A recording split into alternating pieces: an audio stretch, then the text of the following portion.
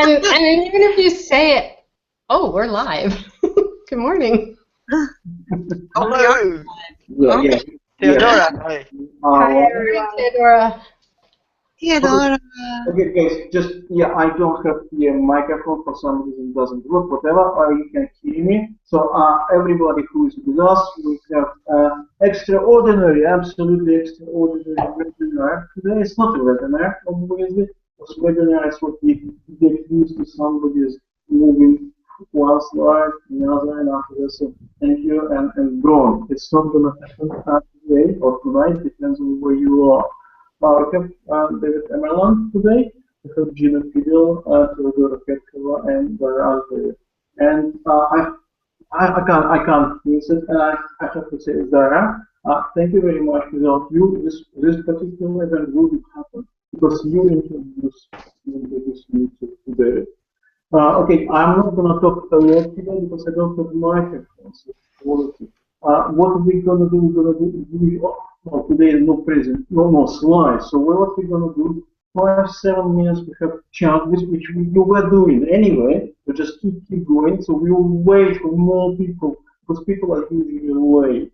We don't want to give them excuse. I don't want to start from the middle. We all want to start from the beginning and never come back to it. So keep doing what you do, just engage in conversation. Okay, let's just introduce again. Okay, David is clearly who is David, but still, David, could you do something like Mom, I want to tell you? Yeah, okay. I'll do as Google tells me from left to right. So it's David, then it's Gina. Gina, don't mute your microphone, please. It's still conversation. Theodora, please. Gina, can you do something like this so people will understand who is it? Okay, so Gina will. Theodora Petkova, don't mute your microphone. It's still we have, yes, Theodora. And Andrei, everybody knows you. Okay, you keep doing what you're doing. I'll do some technical stuff.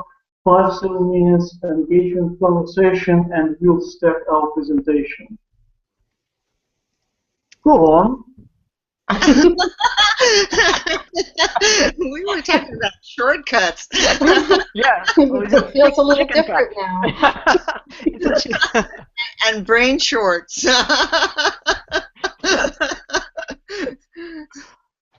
All right, so we can start, I take it, right? No, if you get, let's do a little bit of conversation. We'll wait for people because it's just time now. So technically we just started now because I started a bit early. So I can see people are gathering, but let's wait. People usually late. Yeah, let's wait a little bit, 5 minutes. Okay. But wait, no problem.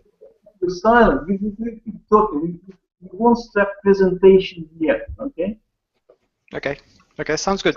No problem. All right, so we just sort of talk about the weather.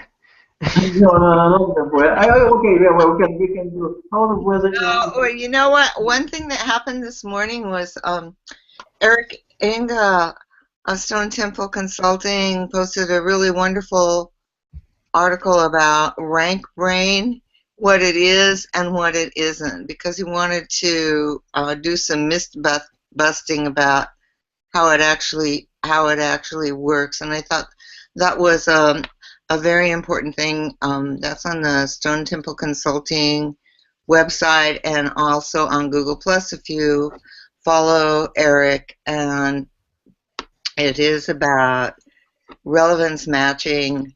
It is not the be-all and the end-all, and not in the article, but my understanding is that because rank brain is artificial intelligence, it learns more and more over time. So the more that it searches and the more that it is able to find a relevancy in questions and answer queries, the more it learns, so the better it gets.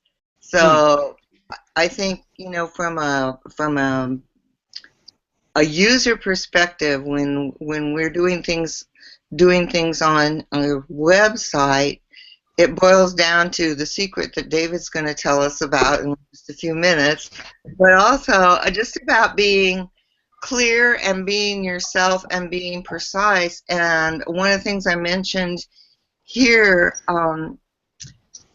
a couple of months ago was about being clear, and for each thing that you present on your website, keep it focused on that one thing. If you write about nails and hammers, there's one about hammers and there's one about nails, and you can link the two to each other, but stay focused and clear within that one thing. Okay, that was my little tidbit. That was actually what you just said about Eric Enge and Stone Temple Consulting. We can add a little bit of depth to that. Eric did, I think, a 6-month course on machine learning. Yes. And he actually learned to code a rudimentary AI. And I think that's very invaluable hands-on experience he brings into his articles now, because he has a clear understanding of the basic building blocks that go into machine learning. And when you do that, it helps clarify some of the issues that we face when AI doesn't work exactly the way it should. And Eric is very, very good at actually getting this across. I think it was good that you mentioned his article, because as the primary point man for Stone Temple Consulting, he's been key to making them market leaders, which they are in their field at the moment.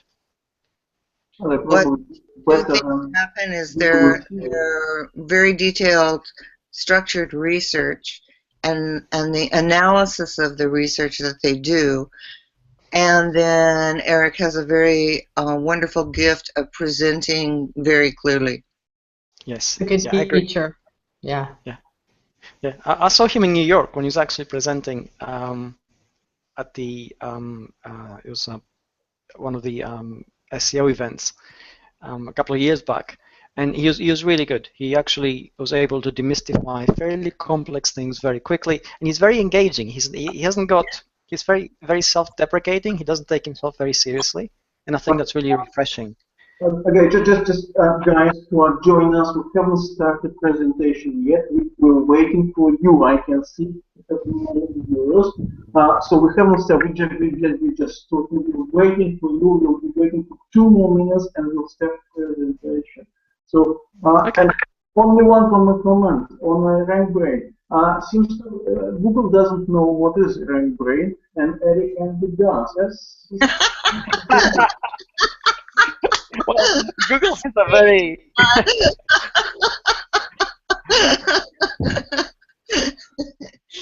There you go. That's it in a nutshell. Yeah. Machine learning features and figures a lot more now in Google's algorithms across all their products, not just in search. And the whole thing about machine learning is that the moment you begin to make gains in one area, then you can apply it to others. And the classic example here is the refinements that are going on in visual learning and visual identification of elements.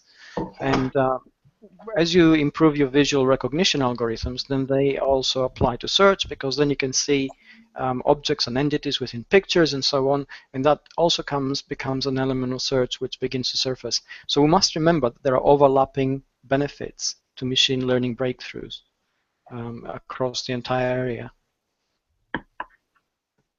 Okay, I think we waited enough. It's our usual between 4 and 7 minutes. All the panelists are here, so I will repeat for this people who guys just joined us.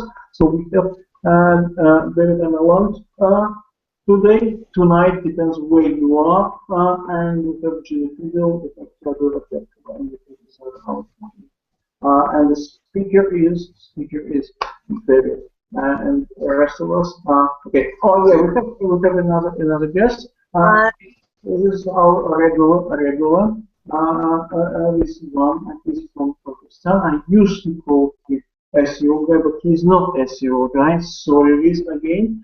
He's content maker, and he is our regular. Okay. I guess we waited enough. So everybody who waited for tonight, yeah, it's time to review the speakers. David is calling the office. Okay, all right, so let's get it underway. And let's begin by saying how challenging this is, because usually when I cover this, it's over a 2-day workshop, and we usually have 2 days, which is a sum total of about 10 hands-on hours. And we probably have between 30 and 45 minutes here, and we need to cover the same ground. So I'm going to jump over a lot of things and join a lot of dots, and hopefully take you to the things that matter. Throughout the seminar, throughout the webinar, if you need to ask any questions, just feel free to leap in any way you can, and we'll see if we can answer them. So you're not going to interrupt me in any significant way. And certainly, I'd love to answer any questions at the end. So without further ado, let's begin this. And let's begin with the story, because stories are important, because narratives always have a meaning. And one of the classic examples I'll begin with is about the rich man who wanted to build a house. Now, as you probably realize, if you have a lot of money and you want to build a house, you're probably very demanding. And this rich man was no exception to the rule. He put an ad in the paper, and a lot of people actually applied to build his house, and he knew what he wanted pretty much. So he had a set of criteria, which he used to filter all the people who wanted to build his house, and he knew what to ask them about specific tools. He had examples of buildings which, he had seen, and he wanted to see how they would approach the building of those buildings. So every person who came through his list, he would ask him a set of questions, and those set of questions became the filter which he used to pick the right person who was going to build the right house for him. So he went through the applicant number 1 and applicant number 2, and he sort of kept rejecting them for different reasons. And applicant number 3 and applicant number 4, he can go to applicant number 5, and he seemed to have all the tools, and he had all the experience, and he showed him all the skill sets and everything. So he picked him, and he thought, this is great. This guy, all the boxes checked, project underway, deposit paid, timeline agreed. So the months rolled on, and the house began to take shape. So he paid the guy a visit to see what he was doing, and he wasn't quite satisfied, because perhaps there were some corners which should have been square and they were round, and some round corners should have been square, and some windows should have been bigger and some smaller. So he sort of nitpicked here, nitpicked there, and the guy said to him, look, if we need to do this, we need to have a different kind of tool, and we haven't got a different kind of tool, but if we use this kind of tool, well, we can do this. So the guy was really, really dissatisfied, so he fired the guy. So he went through the process of hiring new people, and he sort of filtered the new people he put in his ads, and then he hired somebody new, and the new person came in, and he had a different set of tools. So he sort of undid a little bit of the work and did a little bit of new work, and the house began to take shape again. And the rich man paid him a visit, and he said, let's see how this is going. It's looking a little bit different, and maybe it's a little bit better, but it doesn't feel right. And the guy said to him, oh, look, this is nothing, because the tools we use are cutting edge, and they do this and they do that. And he showed him that, and the guy was really unhappy. So he fired that guy as well. So another ad went in the paper, and by now he's beginning to get very disgruntled and very disappointed. And a lot of people applied. And from the people who applied, there was also a guy who seemed he was a little bit old and a little bit out of date. And the rich man, when he got to him, said to him, okay, what sort of tools are you going to use? Let's go through the list of things which I think you should have. And the guy said to him, well, okay, look, before we get to that, let me ask you a few questions. And the guy asked him a few questions about his hobbies and the kind of weather he liked best and where he would like to go on holidays. And they sort of struck up a conversation, and to cut a very long story short, they sort of got to like each other. And the rich man thought, well, I kind of like this guy, so I'm going to give him a shot. So he hired him. And the guy, got the job and got the deposit, and off he went. And, like everybody else, he probably undid a few things and redid a few other things. And a few months later, the rich man visited to see how's it going. And the house didn't look substantially different. There were a few modifications here and a few modifications there, and walls had shifted just a tiny little bit, and perhaps doors had become smaller or larger, windows the same, and corners had been changed. But he liked it. He really did. So he said to the guy, "What sort of tools did you use?" And the old man said, "Well, I don't have a lot of tools. That just may do." He goes, "But I really like this house. How did you do it?" And the old guy looked at him and said, "Well, it's difficult to explain, but if you like it, that's great. I'll be finished in about a month and you can pay me." He goes, "Yeah, okay, no problem. But I really want to know how you did this." And the old man scratched his head and thought, "Well," he said, "there's no real secret here because, we just talked and I sort of realized that you didn't need a house. You needed a home. So let's keep this in mind, and let's get into the proper stuff now, because, okay, with that in mind, we'll return to this if we have a little bit of time at the end, because narratives always tell us a lot of things. Now, the reason I started with this is because essentially we are in a period of transition. Whether we know it or not, whether we realize it or not, everything which we see, which challenges us, is because of the transition. And the transition is from a time when the economy was driven and created by the tools we used, to a time when the economy is driven and created by the knowledge we have, the skills we have. So we go from tools to skills. And the two things, although they're related, they're very, very different. So why are we doing this, and what has any of this got to do with SEO, you will ask? Well, all these things are connected. Because SEO in the past used to be a tool. It was something in a company's toolbox. It was something in a person's toolbox. It was a set of skills, or a set of tools, really, which came out, were applied, did a job, and then they were put away until the job needed to be redone again. And that's how it used to be up till about 2012, pretty much. Now, there were a few modifications as it became more and more refined, but 2012 is a breakthrough year when semantic search was introduced. And semantic search is a real game changer in pretty much every way you can imagine. The reason it does that, the reason it is so difficult, or so different, I should say, is because it takes away all the tools in terms of their importance and applies real significance on the skills. And that changes the entire application of what we do. Sure enough, if we have the right tool for something, we can do anything with it. If we don't have the right tool, however, then it means we can't do anything. But if we have the skill set required to create it, then we always find a way.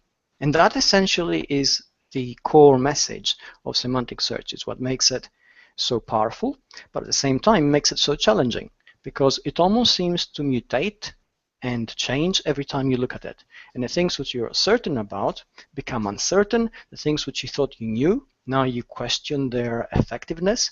And the things which worked up to the last 8 or 9 years have stopped working as well. So what we're going to look at now is exactly how we can avoid that process of constant questioning and arrive at a process which gives us certainty every time we apply SEO, every time we create an SEO campaign, every time we create a branding strategy, because now that is linked to search, every time we create any kind of marketing, because that generates content, and content is also linked to search. In many ways, all these things are new to us, because in the past, all these were different compartments, different tools, used by different experts in different areas. And now what we see is this kind of fusion of all these skills, which necessitates for every person who applies something to also have a little bit of knowledge of something else. So from semantic search, we begin to see how all these things create a challenge, which leads me to the next thing which happens, at least in my life. Usually I give talks on SEO, and I've given talks across the world. Pretty much I've been to Australia, and I've been to across most of the places in the United States. I've been all over Europe, and what usually happens is companies have a problem, and they get in touch with me, and then they get me in to talk to them and explain how to solve it. No pressure there, right? Now, if you consider this is incredibly irrational from my perspective. Now, I do help them out because they obviously pay me and I'm under pressure to deliver. But the irrationality, once you start examining it, is that here I am, a stranger to their business, coming in from outside to tell them how to do better what they do every day and probably have done for a very long time. You understand the predicament that I'm under sometimes, and probably the confusion they're facing when the situation is explained to them. Now, it does work, obviously, but the reason it works is not because I'm the how guy, because I'm not, although I do tell them how to do certain things. I am the why guy. I'm the guy who goes in and actually asks, why are we in this situation? Why are we all at this webinar? We log in and follow webinar after webinar about search believing, hoping, the same thing that companies who actually call me in hope, that somehow they will be given the silver bullet. They'll be given the magic recipe. They'll be given the thing which will give them a competitive advantage. Now, this is a perfectly natural component of human economic behavior. So there's nothing wrong with that. But once we start understanding that cycle, we also begin to understand that somehow, somewhere, there's a little bit of a deficiency in our own understanding of how to connect all the little dots we need to create a certainty which would allow us to build a home as opposed to a house. So let's unpick this a little bit to actually see what happens. Now, one of the classic questions which I ask when I go in is the why question, and ask why. Why does this happen? Why are you? And this is an existential question in pretty much every kind of angle you may care to examine it from. The reason I ask why are you is because a business that doesn't know why it exists faces fundamental issues and fundamental obstacles in pretty much everything else it does. And most businesses will tell you, well, we're here to do this or we're here to do that. And that is the primary purpose of the setup of the functionality of a business, but not the primary purpose of the nature of the business. And really, it's the nature of the business that needs to be addressed. Because let's not forget, and this is a question of identity really. Identity, which is a construct, is fluid and ever evolving. It's a narrative. So a business that doesn't understand its own identity is incapable of understanding how it should project itself. It is incapable of understanding how to connect with its audience. And also, it doesn't even understand what is important to the audience it's trying to take money from in order to survive. So it is usually reduced to knee-jerk reactions of putting in specific marketing campaigns, specific marketing plans, specific inducements that deliver short-term gains, probably, but lock it into an ever-repeating cycles of behavior where it'll have to do this again and again and again and again. And what happens in the long term is that the cost of acquisition for each customer becomes so expensive that the business itself begins to say, hey, the market is tough, the margins are low, people are really difficult to convince. And it's not the case at all. Actually, things are very simple. The moment people are convinced that you're the right fit, they're willing to give you their money. They're willing to give you their trust. They're willing to give you their business. Which makes the entire game of search as we know it, the game where we apply specific fixes, trying to go up in search, and then we drop, and then we do something else, and then we follow the next development, it makes it irrelevant. But let's make it a little bit more relevant now. Let's talk a little bit about this. Now, as we know, identity goes through two phases. Identity is ascribed and it's avowed. Ascribed identity, when it comes to the business, and identity, as you probably realize, is linked to entities. Entities are discrete units of data, which semantic search has high confidence in what they do and how they do it, and actually presents them in search fairly high in terms of visibility. So identity is key. Identity is ascribed in terms of nationality, perhaps, or regionality, or the nature of the business, or the setup, or anything you care to imagine. A Home Depot kind of place, for instance, which does business in a specific area, has a specific identity in terms of what it does, the merchandise it has, the pricing range it can actually function within, how we deliver those things, and so on. That's the ascribed element. But on top of this is another layer, which is the avowed element. And these two things are applicable to a person as well, because a person is almost like a brand. The avowed element are the set of values and the set of the type of conduct to which the business actually locks itself in. Now, if the avowed element is simply a marketing ploy and the ascribed element has dissonance with it, it's not sustainable. So if, for instance, let's say you set up as a monopoly in a particular area where you pretty much gouge everybody because you can, and nobody can go away because they can't, and suddenly you find yourself in a bigger marketplace where you try to appear all white and fluffy and caring and with social conscience and so on, well, you may be able to pull it off for a very short while, but the dissonance between the two parts of your business is very soon going to start tripping you up, and it'll start appearing and seeping through to your marketing, and it will create the kind of problems that you face when it comes to convincing people and gaining their trust. thing to remember about semantic search, the thing to remember about the world we're in now, is that online and offline are beginning to fuse. They're getting together now. The compartmentalization of the past is almost non-existent, and data is transportable across pretty much every domain.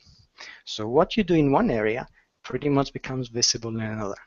Your target audience, the people you're trying to talk to, are highly connected and highly valuable. So you can't compartmentalize your relationship with them. This puts added pressure to a business, which begins to take us back to the original question of why are you? Because if you don't understand exactly what you're doing, then you're creating the dissonance, which will become troublesome later on, and which a lot of the times is behind the problems which businesses face with search, with branding, with marketing, with their social media messaging personas, and the efforts which they put across content. Now, let's look at some of the elements in this, because we talked about identity, and identity is important. And when it comes to semantic search, I've written on a large number of times that essentially there are three elements which you need. What are the three elements which are critical in semantic search? Well, they are trust, authority, and reputation. These three things. So we need trust, authority, and reputation in order to stand out in semantic search. Trust itself has 4 steps. Let's look at them. We need contact, we need perception, we need assessment, and then connection.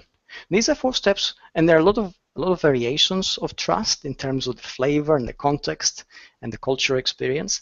But whatever flavor or whatever kind of trust we're talking about, those 4 steps will always be part of it. So they're a constant. There's always needs to be a point of contact. There's always a perception which needs to be met and addressed. There's always a phase where assessment takes place. And if successful, then we go to connection. So those 4 things create trust, and trust is the first of the 3 things which we need in semantic search. So 3 steps: trust, authority, reputation. 4 steps in trust: contact, perception, assessment, and connection. And then we go to authority, and authority itself has 7 steps, so it gets longer. Okay, from those 7 steps we have, what are the 7 steps of authority? Identity, conversation, sharing, presence, relationships, reputation, and a presence in groups or communities. So if a business or a person or a brand needs to be authoritative, it has to have that multiplicity across its entire outward-facing domain. Let's go through them again. Their identity, their conversation, their sharing, their presence, their relationships, their reputation, and a presence in groups or communities. The moment we see how fragmented this whole thing is and the 7 steps required, we realize that not being authentic is a recipe for disaster, because you're going to slip up where what you're like in one area is not going to resonate or even match what you like in another area. How you react in a particular social sharing context is not going to be in step with your professed values in another context, and all this is going to show. It gets reductive after that, because reputation is very simple. It only needs 1 step: connectivity. And what do you need for reputation? What is the definition of reputation? It is the willingness of somebody to do business with you if they have never encountered you before. It's as simple as that. So basically, we can see how all these things now begin to tie into semantic search, which begin to tie into marketing, which begin to inform branding. And when we start talking about branding, there are 3 things which we need there. Let's talk about those 3 things.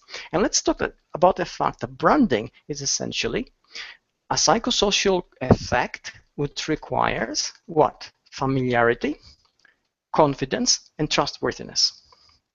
So essentially, for a brand to actually have any kind of presence which has value, which convinces people in terms of what it in terms of parting with their money and making the kind of purchasing decision which leads to greater market share, it has to have a kind of familiarity. They need to have seen it before. They need to be aware of what it stands for. They need to understand some of its values. They need to understand exactly how it resonates in terms of what's important to them. Then they need to have confidence in the way it will conduct itself, in the quality of the goods it produces, in the way the transaction will go. And if you think about your favorite brands right now, if you think about, people who shop from Amazon, for instance, because I use this as a very visible, very easy example, you already know, the moment I tell you Amazon, you already have a high level of confidence in the quality of the transaction. You know your money will not go missing. You know the item you ordered will arrive. You know that you can return it easily. You know that you have absolutely zero problems dealing with Amazon in that context. And that leads to trustworthiness, because you trust it. You think, well, Amazon is too big and it needs way more money than I can give it in any given transaction. Even if I go to Amazon and spend, I don't know, a couple of $1,000 buying a 4K TV. Well, my $2,000 isn't going to save them, so they're not going to steal it from me. And that immediately changes the entire perception of how we're willing to part with our money. And if you think about it, Amazon, from our perspective, appears monolithic, faceless. I mean, I don't know any of the employees, and I highly doubt that you do. But we know what Amazon stands for. We know how they're willing to bend over backwards to accommodate us as customers. And that gives us a high level of confidence in the entire thing. So we've gone from trust, which says 4 steps. We're going rather from semantic search, which says 3 things: trust, authority, reputation, to trust, which has 4 steps, to authority, which has 7 steps, to reputation, which only needs 1, which is connectivity. And then we've gone to brand values and brand recognition and brand dominance, really, which needs all those things. Now, one of the things which I promised at the beginning of this, when I actually put it together and then discussed it with Anton, was that it would help you cut through all the details and go to the core that truly matters in an SEO campaign. It would allow you to test the validity of an SEO campaign. And also, it will give you something which would help you make every SEO campaign you undertake really work. So this is the nature of the secret which we're discussing, which is not really a secret once we think about it, but is really, really basic. Which comes back to my original question, which I usually ask when I go into a corporate environment, and they usually scratch their heads and think, okay, how much are we paying this guy again? And the question is, why are you? If a business can't really answer that, and most businesses can't, because the everyday functionality of what they do absorbs them, they become really good at doing things, thinking why they do those things. And although this sounds like a contradiction in terms, it isn't, because you do things which you absolutely have to, but you forget to go back and tie them in to a direction which you're taking you towards. And the moment you start thinking about that, that's when you get things like perhaps social conscience, morality, ethics, and the kind of things that actually resonate at the human level of the business. So today, in today's world, as we go from the skill sets we need, rather we go from the things which we need which are tool-driven to the things which we need which are skills-driven, the important things, the things which you can't really see in the past and we couldn't quantify, are actually the ones which define the competitive advantage. Given 2 businesses of equal tool set level, they have to do the same things, they do them almost the same way.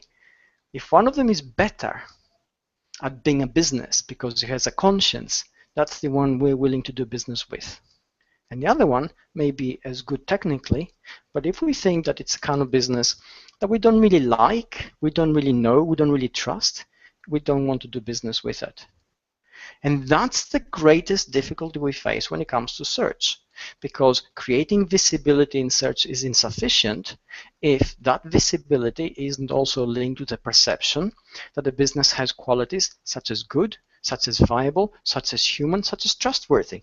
And funnily enough, now search is beginning to look at those things. Google semantic search and the algorithms it puts in place are beginning incrementally to refine a business, not just as in terms of the content it has, but also on the way it is perceived, in the way it is mentioned, the way it is cited, in the way it is seen by others, in order to determine, is it a good business? Is it the kind of business that is likely to produce, ultimately, a good end user experience? And let's not forget, I mean, Google doesn't do all these things because it's a highly ethical entity. I mean, they may be highly ethical, but really they do it because the end user experience is what is key to their business. So this is a business goal.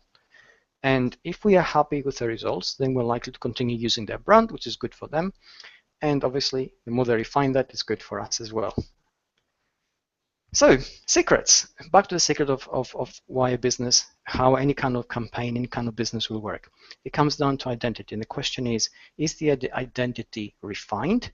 Is it crystallized? And then is it communicated well? If those three things are absent from an SEO campaign, the values are not there, the content isn't right, the approach is wrong, perhaps the marketing is not in principle, in step with the principles of the company, then those things will create a dissonance irrespective of the short-term win we can achieve. And short-term wins will get us nowhere.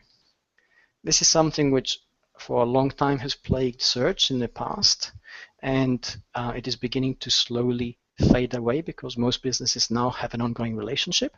So if you are actually working in search as a consultant, as a search services provider, the long-term relationship is what will actually help you get ahead instead of a short-term contract, which will, you will basically, you'll be able to put a window together in a house and then just move away and let somebody else put in the door. And it will, you're constantly chasing customers and they're constantly chasing SEO consultants, and there's no viability there for anybody. Before I go any further, are there any questions from those of you who are listening to this, from anybody at all?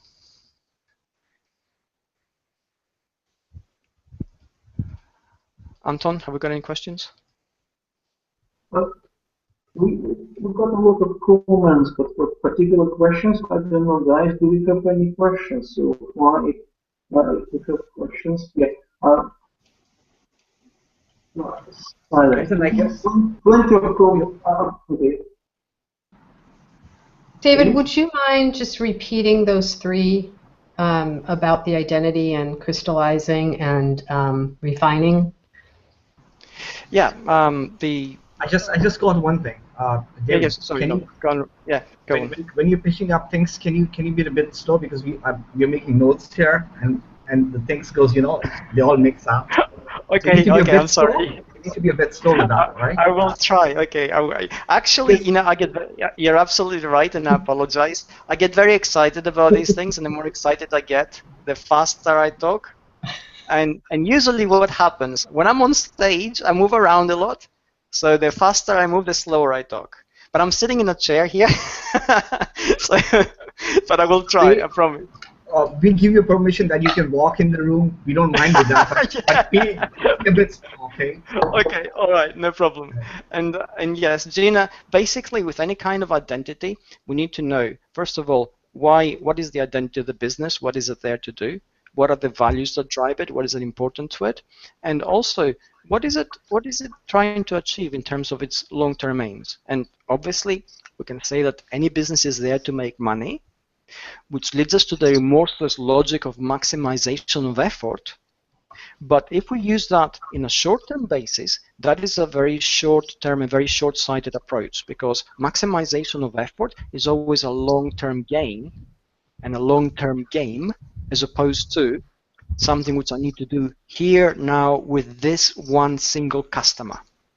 And to give an example of how all these things are linked, when I was researching my latest book on trust, there are companies in Japan which are over 1,000 years old. I mean, let's think about this for a minute. When we know that 50% of businesses in the US fail within 2 years, when 55% of businesses in the UK fail within 4 years, there are businesses in Japan which are 1,000 years old, and you think, well, how is that even possible? Surely what they did 1,000 years ago can't possibly be the same thing that they're doing today. And you're absolutely right, they're not. Identity, as we said earlier, is a narrative. It's a fluid thing. It evolves as we evolve. It evolves as the business evolves. It evolves in conjunction with the narrative and the connection of its audience. It doesn't evolve in a vacuum. And that's the important thing to keep in mind. We see partial examples of this, for instance, in the Ford Motor Company, where their in-house futurist has told them that within 100 years of now, the cars they're selling will no longer be needed. So what are they doing? Well, they're investing in AI, they're investing in car platforms, they're investing in alternative modes of transportation. They had a bike at the Detroit Motor Show. This is a push bike, not a motorbike. And they're also looking at self-driving cars, obviously, because everybody else is looking at it. But essentially what they're trying to do is they realize that they're not a car manufacturer forever. They are a brand people love because at the moment they're doing something which people want. And they do it in a way which creates a relationship with the people they serve. And that's great. But when that when that need changes, they have two choices. Either they evolve with their audience and they continue to do things which they need, and those things may be perhaps building software or building bicycles or doing whatever else is necessary, or they're going to become completely irrelevant and a relic of the past. And this is exactly the same lesson that the businesses in Japan have actually learned. They evolve with their customers. If we think of Beretta, the gun manufacturer, they are 650 years old. You know, they were around the 10th century BC, where they probably were making, well, not probably, they were making swords and knives. They've evolved with their audience, and however deplorable to a certain extent, perhaps, we may think about the merchandise which they trade in, it doesn't stop the fact that they listen to their audience, evolve with it, and what hasn't changed is the perceived quality of the service and products they provide. So, you know, in 10th century AD, perhaps you go to Beretta and say, you know, I want a rapier and a kind of blade that would kill 10 people without blunting. And they say, we have just a blade for you. And now, of course, you walk in and you buy, I don't know, some sort of self-guided missile bullet or something.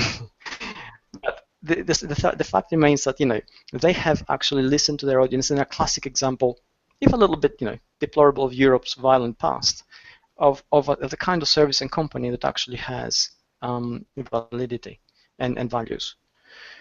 So one of the things, can I say one more thing with that question? The piece that is especially fascinating to me is the third piece, which is communicating the crystallized, refined identity and the gaps that can occur between knowing yourself and being able to communicate that outwardly and make that clear for others. Sorry, Gina, what's the question again? Sorry. Uh-oh. Gina? Yeah? Yeah, I think Omi Cito clarified that question for you. He says, how can leaders communicate in order to build more trust? And then he has a corollary, which is why communications. Okay, let's talk about what I was curious about is the gap between knowing internally who you are and refining your identity and being really clear about it. And so many companies that we work with feel that they have that, and then then the gap happens when they try to communicate that outwardly. Exactly. So that was. Yes, that's totally on point, and Naomi has pretty much addressed the same thing. So let's cover this. And what you're saying exactly is why can't we sometimes communicate those, that identity and those values which are important to us when we know that they're important to us? And the reason for that usually lies between that authenticity of connection within the organization, which doesn't happen, and then obviously, although it may appear to happen on the outside, it doesn't really. And that's where kind of gap. And I'm going to give an example of this, which is very, very on point. So let's think about something which I came across entirely by accident, but plays into this exactly. There was a hotel in India, and right now I can't remember the name of the hotel, which underwent a terrorist attack. It was a big hotel. It's in Delhi. Basically, terrorists got in the hotel. There were 600 delegates in there. There were 1,600 people in total, plus about 300 staff, I think. So there were a lot of people there, and they were trapped. Now, the place was huge, The terrorists who went in were heavily armed and determined, obviously, but there were few. There were just a handful of terrorists. The people who work in the hotel know the place inside out. And it's a massive hotel, so it's like a labyrinth. So imagine you're working there, you encounter a life-threatening situation. The natural thing here is to do what? What anybody would do. You save your life, because you're not a trained anti-terrorist fighter, you're not a soldier, you have no weapons. All you have is the fact that you're there to make a living. Suddenly your life is under danger. Your family, friends, etc. will probably miss you if you die. They're relying on you. You need to get out of there, and you know how to do it. In this particular case, none of the employees did this. Although they could. There was nothing to stop them. They stayed there. They quietened the guests. They helped those guests they could. They helped a large number of guests escape. And they stayed until the situation was resolved and the terrorists were essentially neutralized and everybody went home. And the largest number of casualties came from the staff, because they stood in their posts and helped guide people out when there was fire, when they were taking fire. And the question arose, how can anyone, or rather why would anyone do that? It flies against what we think of in terms of human logic. It flies against what we know in terms of self-preservation. And it doesn't even stack up in a skill set. It's not like they were trained soldiers. We say, well, that was their duty. They had been trained. They stood their ground and they did their job. That was not their job. It stopped being their job the moment those terrorists came into the hotel, locked the front doors, and started going through rooms, shooting and throwing grenades. And the reason they did it, when they analyzed it later, is that it's what we call grassroots management, or grassroots leadership. And this is something which is very common in the hospitality industry, I must say, because it is not a highly paid sector, and those who work there work under tremendous pressure, so they bond very tightly in order to feel that team spirit which allows them to pull through and feel special and feel good about themselves. So essentially, there was such good communication of the values of what they stood for as a business within the hotel, within the organization, within that company, that they didn't need a leader to tell them, hey, you can't do this, you got to do this. And a leader would think of the PR aspect, perhaps, and the shareholder value, and how the hotel brand would be perceived if the employees left and left all the guests to their fate. None of this took place because that communication was that good. Now, if a business can actually achieve that level of grassroots communication and bonding within itself, which means it has a high level of trust in its employees, then all the values they stand for surface at every possible opportunity with the outside. And even if they make a mistake, it is fairly easy to fix because human error is acceptable. Lying and cheating and pretending isn't. And that's how we actually manage to do this. That's a great question. Right, David, I got like two small questions. First, yes, this story was pretty good, but that was too. Now, find those rich guys now. They're more sophisticated. They have more information as compared to that old story. Secondly, if you ask your client why, they will say thank you, bye bye. Okay, the client says nowadays. And the part is that every client wants their business to be on the top page. Whereas if you ask them a question, like, well, it's not you, it's us. There's a difference between you and different between our clients. You're being a brand now. We're not. We're just small SEO companies, and so if we ask a lot of why and what to the companies or clients, they come to a conclusion and say no answer to that, because that's something that comes under non-disclosure agreement kind of those things. Though it does not make sense, but still they come onto that. So, I agree. Look, Riz, so it's yes. more like we have a sword hanging in between. We don't know either it's going to come down or it's going to go up. All right. So I totally agree with you on this one. Okay. But you need to come to our level and tell us that. Absolutely. Now, I totally agree with you. And I see this every day. And don't forget, when I go into a large corporation, I usually either see between them and me, there's an agency, or there's somebody like you, or there's a small organization. and they are trying to help them. And the operative word here is trying. Now, most businesses do what the rich men did, right? What do? They have a sort of list of tools because they've done the research and they think they understand what you do, and they use those tools to vet you. And if you play their game, you'll say, yes, I have this tool, and if you're honest, you'll say, I haven't got that tool, but maybe I can get it, and so on. But that's not how it works anymore, and this is the entire point. Because essentially for you to do what they need to do, it's not enough for you to come from outside and do it. You need to become embedded in their business, learn their culture, and act like they would if they were inside your head and knew what you know. And this is where the communication gap usually occurs. This is where the education gap occurs, and most businesses don't understand what they're buying when they buy an SEO professional. They think, oh, we know what SEO is. We buy this guy, he'll do it for a month or year, whatever, and then we're done. But that's where SEO professionals, and this is everyone in the business, needs to begin that educational approach. Because you need to say, hey, you're going to pay me, I don't know, X amount of money a month. Great, I need that money, being honest about it. But in order for that money to really pay off, this is how we will do it. This is why we should do it this way.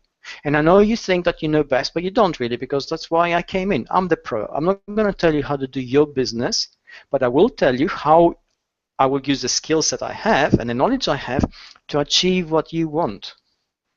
And this is, I understand here, you think, whoa, if I start that kind of dialogue with most people, but this is exactly the kind of relationship that needs to be built and the kind of bridge that needs to be created.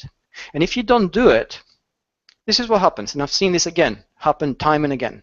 You get involved in a very traditional relationship where you're being forced now to bring out the little pie charts with so keywords and positions on search, and oh, we're on the first page, oh, we slipped on the third, but we went up on the second. Okay, and those things mean nothing because they don't lead to conversions. They don't really lead to the correct kind of visibility. We know that they don't lead to the kind of relationships with the right customers because they're not really relevant half the time. And again, this is an educational thing. They need to understand that SEO is not a bag of sugar. They need to understand it's a professional service with a multitude of skills. When they get to you, you have spent your 10,000 hours being online, going through books, going through experiments, testing things, understanding things, using every job to learn and refine your skills. When they get you in, they're getting something special. And if you don't allow them to understand that, you're selling yourself short. And I know it's a challenge. I totally get that. But at the end of the day, you owe it to yourself to be as professional as possible. And they really also would benefit from getting the best possible they can.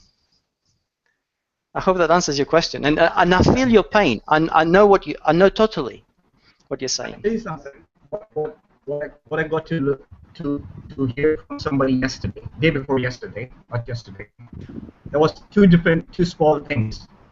And we both were sitting in front, like we have face-to-face meeting. The people in Pakistan or India or in India, they're well qualified with the IT world, but in Pakistan it's a lot different. Okay. The first question they ask: after how many days our website is going to be on the first page? Okay. Yes. The core question. And then we are like, they say, oh my God, you cannot answer that question. This means you're not an SEO guy. Okay. Yes. That's the first part. Okay. Exactly. Look, and I totally feel that. Give me a time out, right? Okay. The second question is the best one. I told them what is Penguin all about, and the zebra stuff and all those things. He's saying you're taking a zoo name. I don't want to know about the zoo. Okay. You're taking animal's name. I don't know that. So just give me one answer. In how many days my website is going to be on the first page? The experience that you have shared, that's wonderful. That's brilliant. That's something I personally would have learned. Next time if I'm going to talk to a client, it's going to be more easy for me. Because then I have to step into his shoes first, and then But there are to reality, the professional brand now. We are not brands. More like a okay. So SEO for us is different. So how can we put all those dots together? Because we're putting dots together, but we are not getting one shape. Yes. Okay. Again, you bring in the kind of problem which is very real for the industry, and you know, I so am on your side on this. I feel what you're saying, and I wish there was a very easy answer to give to this, and unfortunately there isn't. However, there is an approach which can work, and the approach is basically, and I'm going to use the example of the person you spoke to just yesterday, who want to know in how many days will be on the first page of Google because he's stuck in 1999, and also he didn't want to know about zoo animals. Now, on that aspect of the zoo animals, he's right. He doesn't need to know that, and you shouldn't have perhaps said as much or said it the same way. Because what happens with SEO? Wait, no. My apologies. I did not say the zoo word. Basically, he hired somebody as a junior SEO, and he told that person, all right, I'm not giving you results because of XYZ animal. And then he asked me that question. I don't care about the zoo thing here. Just tell me after how many days you get my website on the first page. Okay. But again, you know, the whole thing is, I mean, let's look at a couple of problems, small problems which SEO has usually suffered from. One is that our profession is so highly technical that a lot of the times we use keywords and jargon and technical terms which a client doesn't understand. And the second thing is we focus so much on what to deliver, we forget what's important to them. Now, obviously to this person, what was important is how many days to get on the first page of Google. But really what is really important to them behind that question is how quickly will they see a return on their money. And I think as professionals now, we need to start using the same language as they do, to some extent, obviously. Without dumbing down what we do, we need to understand, hey, you're going to pay me, I don't know, so much. And what do you want to see? Because you don't want really to see how quickly you're going to go up on the first page of Google if that doesn't convert into sales. That's lost money. There's a site that says if you're on the first page, means there are good volume of sales. If you're on the last page, there are no sales. Well, first of all, yes, you're right. That perception still exists, deplorable as it may be. And it needs to be addressed at every time. Okay, this is a fight you have to fight. However, without getting too combative on this, you should always be prepared to show how there's a trail of visibility and conversion and how it can be verified. And if you create a kind of verification process for them to see, then you begin to actually make yourself more accountable, which leads to more willingness to trust you. Because this is what it is. I mean, usually what happens in a business, and let's say the SEO experts to bring in, is there's such a huge gap in understanding of what each does that there's an element of mistrust. So what they say, well, we're going to pay you, but we want to see it to be on the first page of Google by in 30 days. Why do they say that? Not because they're unreasonable, but because they have what they think is a fair expectation of return on their investment. And if we were in their shoes, knowing as little as they know about SEO, facing the pressures they face daily to survive, we would probably do the same thing. We don't, because we're on the other side of the divide and we understand it. So really now we need to educate them. We need to both understand what the pressures are, to understand what the issues are, to understand, okay, what do we need to do in order for you guys to be confident that your money is giving you what you need? What metrics will actually work for you? Don't just give me first page of Google. How do we link that positioning to sales with confidence? How do we link that positioning to brand awareness? Again, with confidence, not just, oh, first page, obviously we're doing better. Well, no, you're not. Unless we can actually show that every time you're there, there's a correlation to sales. And that's a kind of language which they understand because it allows them to be more confident in their investment. And although it's arguably it's a bigger struggle to get this across, if you succeed, you build the kind of relationship which then I can come along tomorrow and say, hey, get rid of Riz, I'll do a better job and I'll be cheaper. Because they'll say, no, we like him because we know what he's like and he understands us. So, this is the kind of approach which bulletproofs your position. You invest more time and effort in it, I understand that, but it pays off better. And I get your struggles, I really do. I see it, with companies and the questions they ask every day. It's a nightmare. Thank you. Any other questions? You're welcome. Yeah, I do have a couple of more questions because now I'm seeing Anton's face. I cannot ask them. We do have, we do have another question. If you check the chart, is up there about employers and employees. David, if it's in the chart.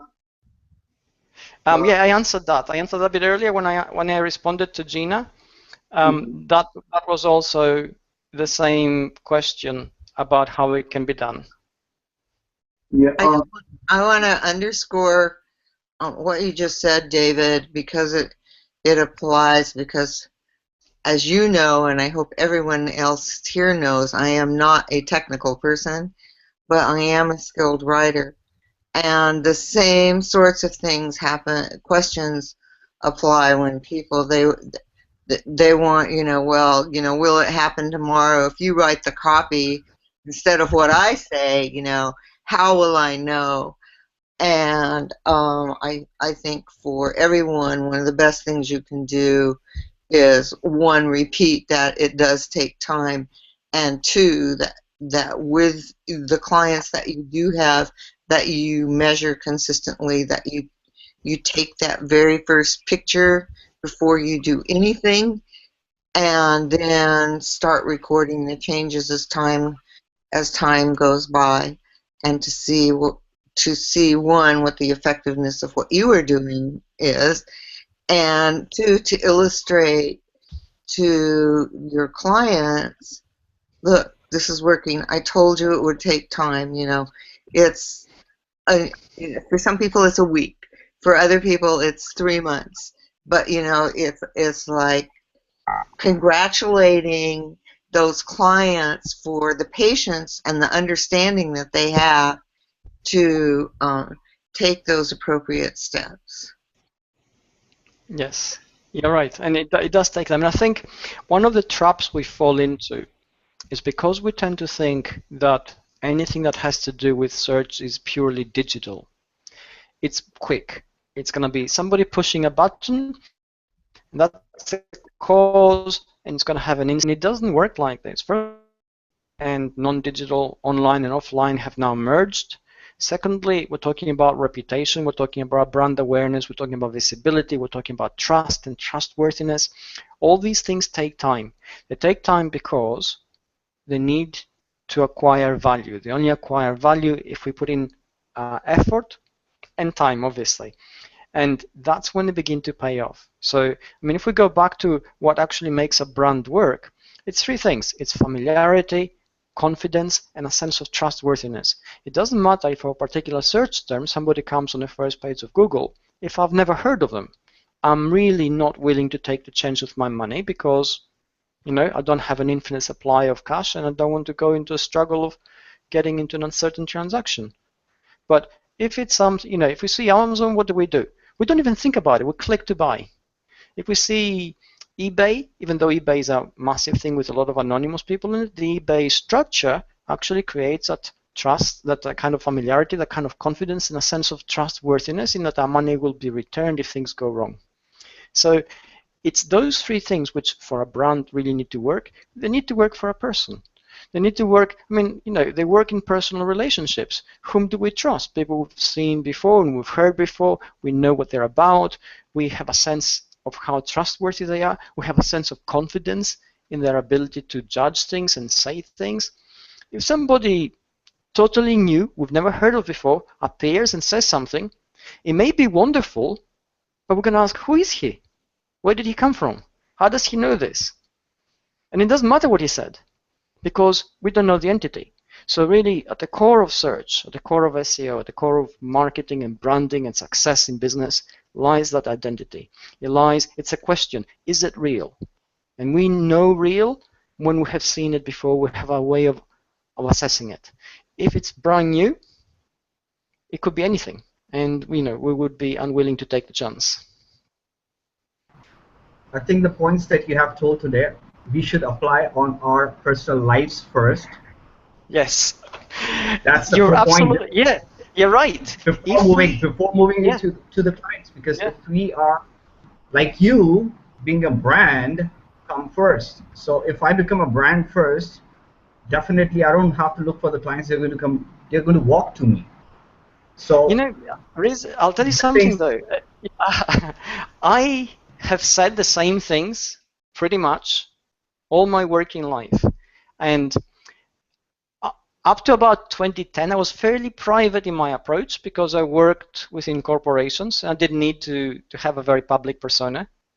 It was a conscious decision for me to be public and open. The same way I'm here now, I'm pretty much the same way personally. So that's the easy part. I don't have to market because, although I've been involved in marketing for a very long time, I hate it, to be honest. I hate convincing people by telling them what they need to hear. And I don't do it. I'm really bad at it. So I tell them what it is, and that's how we connect. And in the beginning, like any business or any brand starting out, it was hard. I would say something and people would say, "Oh, really? How do you know?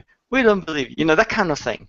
But eventually it builds up and it builds up. And this is the time element. There's no shortcut. This is what makes it real. And if you manage, let's say you start an SEO tomorrow and you're really good at it, and you manage to get one client and they're super happy with you, they will bring you at least one more. Zero effort on your part.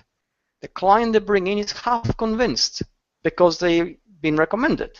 There's a reputation element. So they come in and say, "Look, we want you to help us the way you help somebody else." And that's how it builds, right? But it is a struggle. I appreciate this. I really do.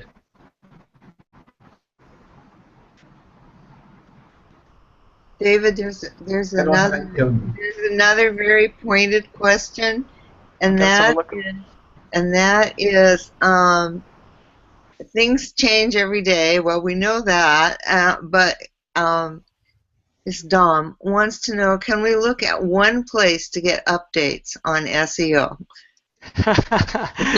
Oh wow! Well, okay.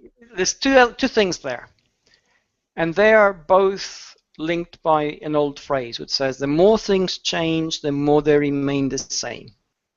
And I truly believe that. Now, what is it? What we do, how we do it, these are the tools. The tools will change. We used to have a hammer and now we have a jackhammer.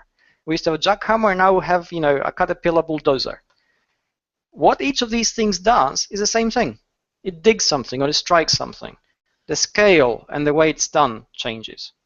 So really, although things will change, if we don't understand the fundamentals, if we don't understand the need for clear identity, clear core values, real communication, the kind of thing that develops relationships and trust, all the other things which we do will link us back to the loop of what we do here now, what I've seen happen in countless talks in other businesses. I come in, I give the talk, I go away, I'm going to come back a year later, give another talk, go away. And each time they hope they will learn something, will open the horizon magically, because they have failed to understand what they need to do.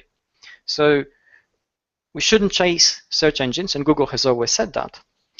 We should always, however, be as up-to-date as possible, because things do change all the time. Now, on the changing side, on things that change, well, obviously, when it comes to the Google universe, there are countless blogs which a company has in place, and they should be a primary stop. Search Engine Land is a good place to go. The websites of certain people, I put out a lot of stuff. I'm not always as prolific as I should be. But there are other people like me who also put great stuff out there. Stone Temple Consulting, for instance, they do a lot of original studies. Eric Henge and Mark Traphagen, two of the front people of that, they do a lot of writing. Ultimately, what I usually advise is create your own personal trust network. Find the 5, 6, 7, 10 people you can trust, who will act like your eyes and ears and probably brains you can borrow, and in return you do the same for them. So you always have each other's backs. And it's a good survival strategy. And it works for me personally because I can't always be everywhere at once, especially when I'm working on a book where my head is, buried in research and there are not enough hours in a day. But I find that if I have enough people whom I'm connected to, when something important happens, they see it, and eventually I will see it too. So I don't have to sort of constantly chase things. And that's a good strategy usually.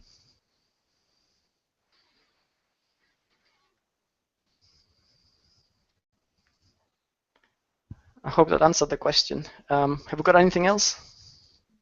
Okay, guys, do we have anything else? We were more than 1 hour here. I don't know if you have questions. Theodora was very neat today. I don't know, maybe she got a question. I'll check again the web page if you do have more questions. Guys? Yeah, I don't see any. No? Anton, I do have, but I'm going to shoot an email probably if I get time. Okay, yeah, by all means do so. I have David on my LinkedIn right now. I just sent him a request, so I'll probably shoot him over. Okay. Yeah, it's always a good idea. Here, nobody can refuse the links, so we got as many LinkedIn connections as webinars. Okay, guys, do we have more questions? David, I don't know how it sounds. Yeah, Google saying basically things that just don't look at search engine, just go over what you should do in your real life. At the same time, Google said links still are one of the most important factors, ranking factors. Do you see it as a contradiction? You just broke up just right at the end of your question. So I'm sorry, could you repeat it? Yeah, links. Links. Okay. Yes. Google, the importance of links. Important. Yeah, but at the same time, Google said don't look at search engine. Is it a contradiction?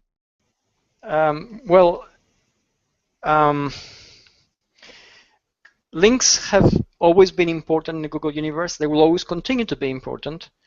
But we shouldn't chase them in the way we used to in the past, because there's not a lot of value in that anymore. There's certainly more value in terms of getting them organically if we can, but there are different types of links also these days. The social media explosion has given us what we call transient links. So for instance, if we have an article or an event which generates a lot of publicity, the social media noise within inverted commas that happens around that generates a number of links which signify to search the importance and clarity and subject of the event. And that's transient. It will go unless it's something which is so evergreen that people are constantly talking about it. Unlikely to happen, but sometimes it can. So what we need, what does that show? It shows us the importance of relevancy in terms of the audience which we're addressing. The classic example here, the classic answer is create great content and don't worry about the rest. Well, it's not as simple as that. Create great content, certainly, but then try and find the relevant audience to address it to. Don't expect them to find it automatically. They won't. So if you create great content and put it in a box, you're expecting somebody to come into your house, jump through the window, go to your room, open the box and find the content. It's not going to happen. Help them find it. So, create relationships with people who are most likely to be interested in the kind of thing you write. Go and join communities which actually have a resonance with that. Allow them to discover how good your content is. Be confident in your efforts, but do promote them, because if you don't, people have very little attention time. They can't be anywhere, everywhere at once. And the more you help them find it, the better you do.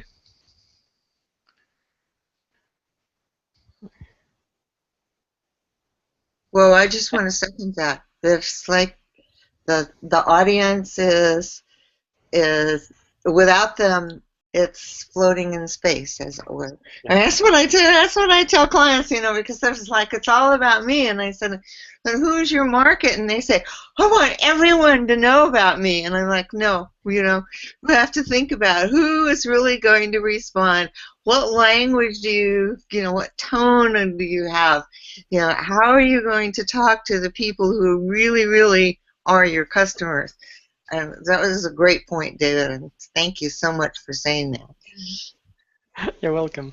And we must also remember that Google is also experimenting with an attribution model these days, where they're looking at references and citations as opposed to just links, and they're testing to see how effective it will be in terms of adding it as a ranking signal. You know, there's a lot of refinements going on.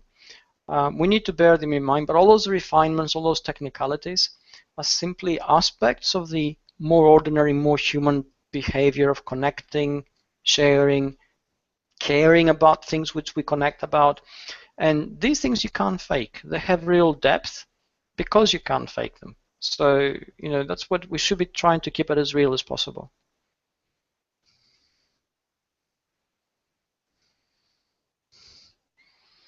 Okay, guys. We are doing 1 hour 10 or 1 hour 15 minutes, and I guess somebody wants to go because I can see the questions when we finish.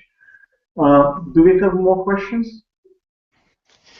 Okay, David. People usually slow in terms of, well, the good question and it's all gone. How can they approach you if they want to? Well, you can find me on Google+. I spend most of my time there. You can find me on Twitter. I spend some time there. I'm on my website, davidamerland.com. Anything I find of value, I usually, as soon as I get some time, I put it up. Okay, so if you have more questions, I'm talking not to guests, I'm talking to audience. If you have more questions later on, David. Okay. Thank you very much. Thank really you. Enjoyable. Thank you for very, very interesting. Just I couldn't really stop. I usually do some technical things, but I had no time for that. Thank you very much, and thank you, the guests, all of you, and all audience who were with us today, tonight, because of where you are. Recordings will be exactly on the page you're watching it, or a few minutes later when YouTube will do all the rendering. So you can watch it again, but yeah, it's nothing like a lifestyle, is it? Okay, thank you very much, guys. Thank you, everyone who was watching us. And well, if you do have a question, get it on